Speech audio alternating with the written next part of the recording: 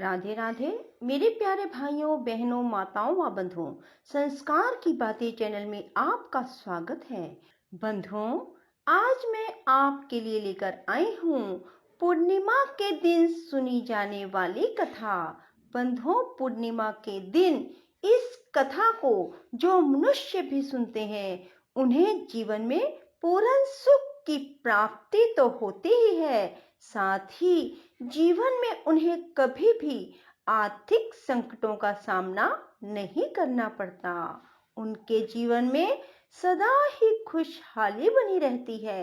बंधुओं, यदि आप इस कथा को पूर्ण विश्वास और सच्ची निष्ठा के साथ सुनेंगे तो भगवान श्री हरि आपकी हर मनोकामना शीघ्र पूरी करेंगे। आपके जीवन में खुशहाली आएगी। आप पर भगवान विष्णु जी का लक्ष्मी जी सहित पूर्ण आशीर्वाद बना रहेगा। बंधुओं, यदि आपने हमारे चैनल को अब तक सब्सक्राइब नहीं किया तो जरूर करें और बेल आइकन दबाना ना भूलें ताकि आपको हमारी आने वाली सभी वीडियोस की जानकारी सबसे पहले हो सके। बंधुओं, वीडियो को पूरी सुनने के बाद कमेंट बॉक्स में ओम नमो नारायणाय 5 बार जरूर लिखें। बोलो विष्णु भगवान की जय हो, लक्ष्मी माता की जय हो। किसी नगर में चंद्रहास नाम का एक राजा था। उसकी पत्नी का नाम कृतिका था और वही नगर में एक ब्राह्मण और ब्राह्मणी रहते थे। उनके यहाँ धन धान्य की कोई कमी नहीं थी, पर उनके कोई संतान नहीं थी। इस वजह से वे बहुत दुखी थे। एक समय एक तपस्वी उस नगरी में आया। वह तपस्वी उस ब्राह्मण के घर को छोड़कर सभी घरों से लेकर भोजन करता, पर वह रूपवती से भिक्षा नहीं लेता था। एक दिन जब तपस्वी ने किसी अन्य घर से भिक्षा ली और गंगा के किनारे जाकर प्रेम पूर्वक खाने लगा, तब धनेश्वर ने तपस्वी के सभी कार्यों को करते देखा और अपनी भिक्षा के अनादर को देखकर धनेश्वर तपस्वी से जाकर बोले, आप सभी घरों की भिक्षा लेते हैं, पर मेरे घर से भिक्षा क्यों नहीं लेते? तब तपस्वी ने कहा, जो निसंतान हो उसके घर की भिक्षा बड़ी पापदायिनी मानी जाती है। पतितों का अन्न खाने से मनुष्य आप भी पतित हो जाता है। क्योंकि तुम निसंतान हो, इसलिए मैं तुम्हारे घर की भिक्षा नहीं ले सकता। धनेश्वर ने तपस्वी के पैर पकड़ लिए और बोला, मुझे आप पुत्र प्राप्ति का उपाय बताइए, मेरे इस दुख को खत्म करें। आप मेरे दुख को खत्म करने में समर्थ हैं। तब उसके द्वारा प्रार्थना करने पर तपस्वी कहने लगा, तुम चंडी की आराधना करो। और आकर उसने ब्राह्मणी को सारी बात बताई और खुद चंडी की तपस्या करने के लिए वन में चला गया। उसने चंडी की उपासना की, उपवास किया और 16वें दिन उसे चंडी ने दर्शन दिया और कहा कि तुम्हारे पुत्र होगा, पर वह 16 वर्ष का हो जाएगा तो मृत्यु को प्राप्त हो जाएगा। पर यदि तुम 32 पूर्णिमा का व्रत करोगे तो वह दीर्घायु प्राप्त करेगा। जितनी तुम्हारी समर्था हो उतने घी के दीपक बनाकर शिवलिंग के सामने जगाना, पर ऐसा 32 पूर्णिमा को ही करना। प्रातः काल होने पर इस स्थान पर तुम्हें एक आम का पेड़ दिखाई देगा। पेड़ पर चढ़कर एक आम तोड़ना और घर ले जाकर पत्नी को दे देना। अब वह स्वप्न से जागा और पत्नी को सारी बात बताई। स्नान करके पत्नी को खिलाना। प्रातः काल होने पर इस स्थान पर तुम्हें एक आम का पेड़ दिखाई देगा। पेड़ पर चढ़कर एक आम तोड़ना और घर ले जाकर पत्नी को सारी बात बताना और स्नान करके पत्नी को खिलाना। उसके संतान होगी।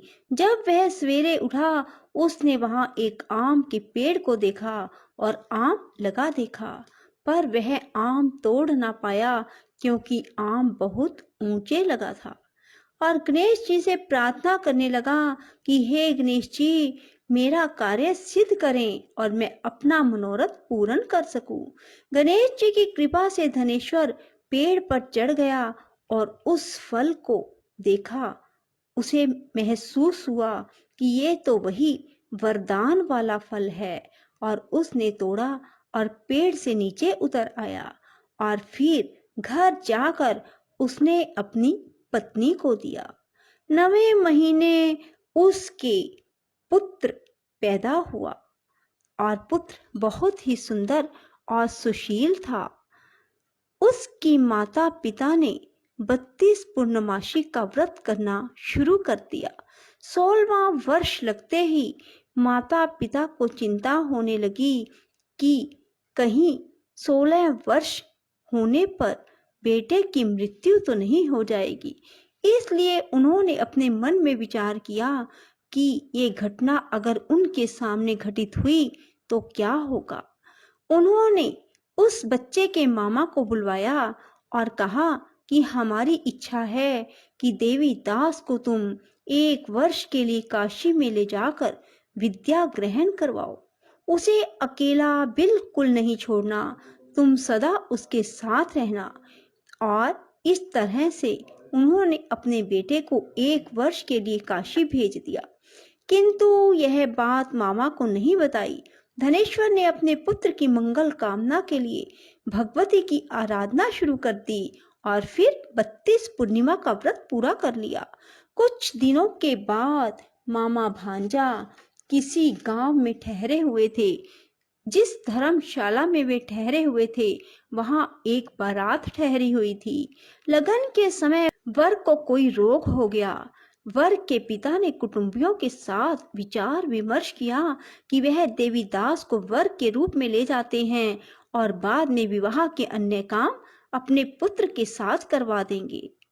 वर का पिता देवीदास के पास गया और बोला, तुम थोड़ी देर के लिए अपने भांजे को हमें दे दो ताकि लगन का काम सुचारू रूप से हो सके। उसके मामा बोले, वर को जो मिले वो हमें देना, मेरा भांजा वर बन जाएगा। और वे मान गए और देवीदास को वर बनने के लिए भेज दिया। विवाह कार्य विधि पूर्वक संपन्न हो गया। पत्नी के साथ भोजन ना किया और पत्नी ने देखा कि उसकी पति की आंखों में आंसू है। वह बोली, आप उदास क्यों हैं? लड़के ने सारी बात बताई। उस कन्या ने कहा, ऐसा कैसे हो सकता है? अग्नि के सामने मैंने आपको पति बनाया है। देवीदास ने कहा, ऐसा मत कहिए, मेरी आयु बहुत छोटी है, मेरी मृत्यु के बाद तुम्हारा क्या होगा? पत्नी बोली, जो होगा सो देखा जाएगा। दोनों ने साथ में भोजन किया और सो गए। देवीदास ने जाने से पहले अपनी पत्नी को 3 नगों से जड़ी अंगूठी दी और एक रुमाल दिया और कहा कि इसे मेरा संकेत समझकर स्थिर चित्त हो जाओ। मेरा जन्म मरण जानने के लिए एक पुष्प वाटिका लगाओ और वहां नव मल्लिका लगाओ और उसे जल से सिंचित करती रहो। जिस दिन ये सूख जाए समझ लेना मेरे प्राणों का अंत हो गया, अर्थात मेरे प्राण निकल गए। जब ये फिर से हरे भरे हो जाएं तो समझ लेना मैं जीवित हो गया हूँ और इसे मेरा संकेत समझना। प्रातः काल होते ही विवाह कार्य संपन्न हुए तो कन्या ने अपने पिता से कहा, यह मेरा पति नहीं है, मेरा पति वही है जिसका रात्रि में मेरे साथ विवाह हुआ था। यदि यह मेरा पति है तो मुझे बताए कि रात्रि में हमारी क्या बातें हुई थी, इसने मुझे क्या दिया। ये बातें सुनकर वर कहता, मैं कुछ नहीं जानता। वह लज्जित होकर वहां से चला गया और बारात भी वापस लौट गई। मामा भांजा काशी विद्या अध्ययन के लिए चले गए और एक दिन काल से प्रेरित होकर एक सर्प देवीदास को काटने के लिए वहां पहुंचा। जहर की ज्वाला से सारे स्थान जहरीला हो गया। पूर्णिमा व्रत की कृपा से सांप उसे काट ना पाया।